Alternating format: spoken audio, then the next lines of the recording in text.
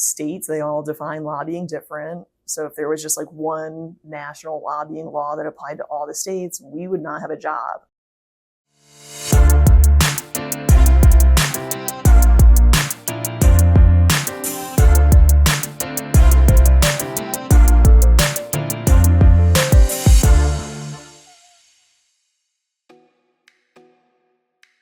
Some of the most important things I've learned in my time at state and federal communications would definitely be the importance of client communication. We really focus a lot on, customizing what they need to our services. So it's kind of like seeing it through their eyes. What exactly would they like to see from compliance department? And yeah, really a two-way street is the big thing I learned that helps things move smoothly. I just really find most fulfilling in my work helping people. That's the biggest reward, I would say. A lot of times kind of just looking at maybe their previous system is something a lot of our clients find painful. They're seeing, oh, haven't been doing this correctly, and now I have to try to change my ways, or we have to start restructuring. That can be a big pain point. We help out new clients all the time, get their stuff back in order. So, they're in good hands with us, and we really try to facilitate that process. I would say the biggest changes at the company that have been the best are really just to improve client functionality. We have the new My Worksheets that came along a few years ago that really helps gathering that activity, because we used to just send emails out to our clients for their lobbying activity. But now it's like this little portal that they can just go in, very easy, user-friendly. Our company, we're always trying to see what's going to make this easier for the client. The most interesting topic in lobbying and procurement fields, I would say really that intersectionality, because some states, if you're doing procurement work, you might not have to register as a lobbyist, where in others, it could be a real danger point where registration is required. If you didn't do it, you're not getting that contract.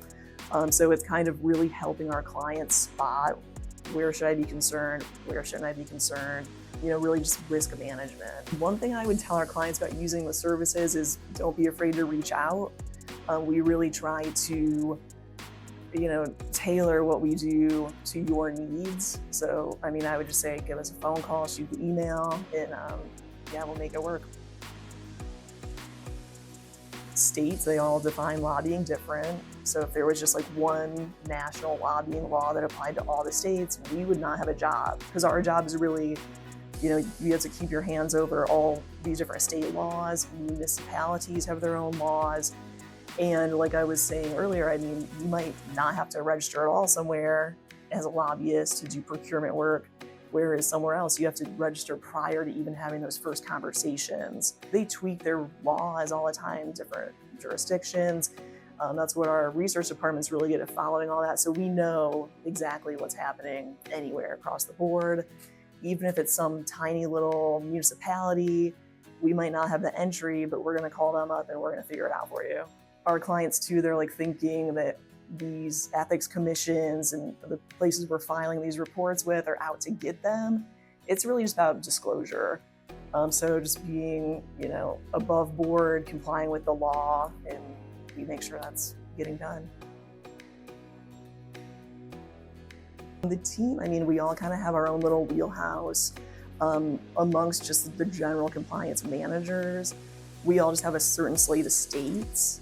So, we can really get honed into our slate of jurisdictions. And we can all kind of work together. So somebody's out of the office, and if you have a question, somebody else could field it for you. But it's good, I think, too, to have that expertise where it's this is my jurisdiction. I've, had it for years and I know it in and out. That's one of the benefits of kind of doing separate little siloed off sections. Kind of questions I see a lot are people hey, I want to give this gift, or we're thinking about hosting a meal for legislatures in the state, and gift laws can vary depending on a number of situations. There might be exceptions where it's not typically allowed, but maybe you're meeting some criteria where you can still give the gift. So it's a lot of that kind of questioning is just, can I do this or that? And those sorts of questions we can usually handle within a few minutes, basically. And then just interdepartmentally, I like the way that we can just reach out to the research department. So like if we have a novel question and it's not anywhere easy to find, they can really dig deep on that